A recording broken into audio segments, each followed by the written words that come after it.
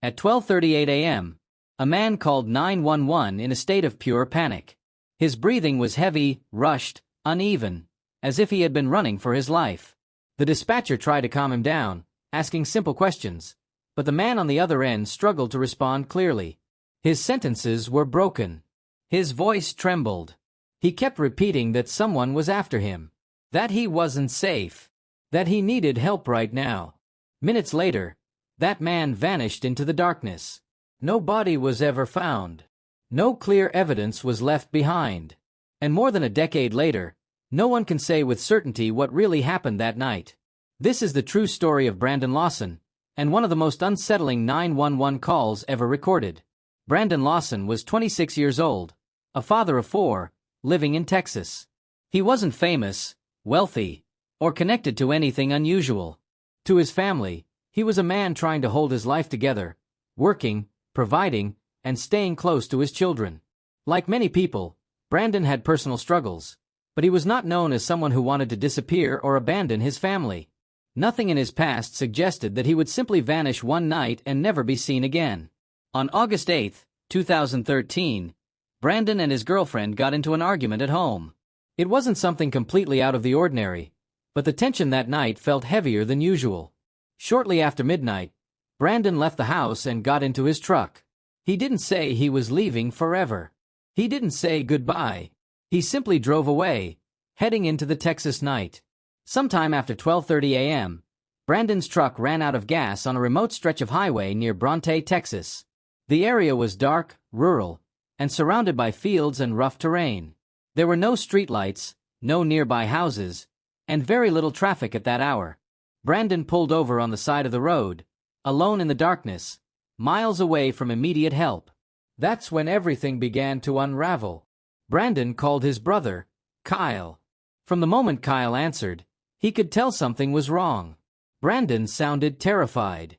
His words came out fast and confused. He told his brother that people were chasing him, that someone was out there, close by.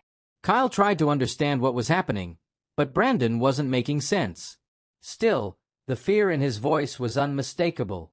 Kyle told him to stay calm and immediately call 911. Brandon hung up and dialed emergency services. The 911 call that followed would later become one of the most analyzed and debated emergency calls in true crime history. From the very beginning, Brandon sounded like someone in extreme distress. His breathing was rapid. His voice cracked. He struggled to describe his surroundings or explain exactly what was happening. At times, his words overlapped, as if his thoughts were racing faster than he could speak. Listeners have debated the audio for years. Some believe Brandon said he was in the middle of a field, running from several men. Others think he mentioned someone following him, hiding nearby. The audio quality is poor, and parts of the call are difficult to interpret, but one thing is undeniable. Brandon truly believed he was in danger. The dispatcher repeatedly asked him where he was, trying to pinpoint his location so help could be sent. Brandon attempted to answer, but his responses were unclear. He sounded distracted, as if he was constantly looking over his shoulder, expecting someone to appear at any moment. The dispatcher tried to reassure him, telling him that officers were on the way and that he needed to stay on the line. Then, suddenly, the call ended. When police arrived at the location where Brandon's truck was parked, they found it sitting quietly on the side of the road. The vehicle appeared normal. There were no signs of damage, no blood, and no indication of a violent struggle. Brandon's phone was not inside the truck. The doors were closed. The area was silent. It was as if Brandon had stepped out of his vehicle, run into the darkness, and vanished without leaving a trace. Search efforts began almost immediately. Police officers, volunteers, and later helicopters and search dogs combed the surrounding area.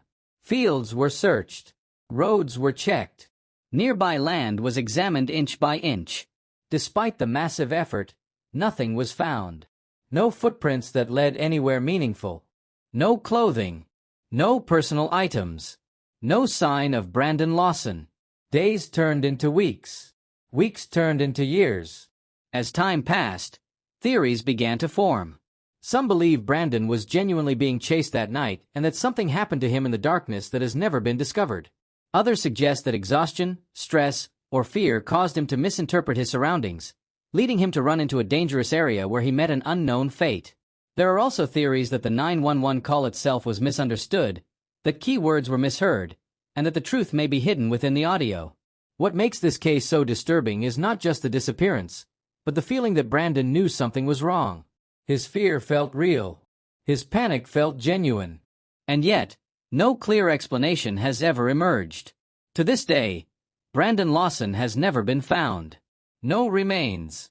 No confirmed sightings. No answers.